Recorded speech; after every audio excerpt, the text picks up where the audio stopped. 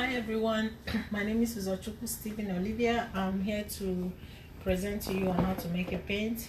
Meanwhile, I'm sorry I had a really busy schedule. I know I'm supposed to make this presentation in front of a audience, but I couldn't. So I just have here with me my two good friends. Okay, so why do I have to make this presentation today? Because good paints, depends really on the preparation. Good paint improves value of work in our lives. If you don't make a good paint, the painting will not come out well. And then talking about the preview, we have the sourcing material, we have the mixing of material that I use for the painting, we have the creating consistency in paints for everything to come out well. And then talking about sourcing the material, you have the pigment providing the color for the material. You have the found from that this pigment is found from naturally occurring elements around our world. And the next slide talks about sourcing materials. Really, it talks about raising binding the pigment. It talks about water-based, the two types. Of course, we have water-based, we talk about solvent-based.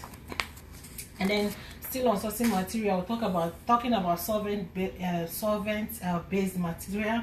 We talk about solvents being a carrier for the pigment and the resin. We talk about the additives enhancing the consistency of the paint. And then the next slide talks about mixing the materials together. We talk about ground pigment to find particles, and then we talk about mixing the resin with the pigment plus and then add the solvent to desired transparency.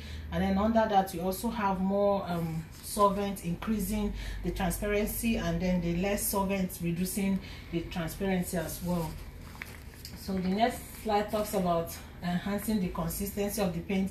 We talk about wetting agents that promotes coverage in the painting. We talk about pigments that dispersates optimizes the color. And then we talk about the deformers that eliminate foams and bubbles. You know, when you're mixing all of that, all the foams and bubbles that you're not needed, you have to like have a deformers that deform them all over, so you can have a smooth mix. And then we now finally have to talk about how to look at the material for painting, and then the process to follow, and then how to achieve consistency in our painting. And so now that as you think about painting in an art, I'm sure from my presentation you all know the gallery. You also think of how you can make a very good paint for everything to come out really nice. So to me, painting is not really about decoration like we have here. It is about communication, because you have to make a paint that when someone looks at the person will be able to tell what you're trying to speak to them about through this paint. So you have to, a good paint should also be persevering, and then maintenance too. Hence that's the need for good paint to be done well. Thank you so much.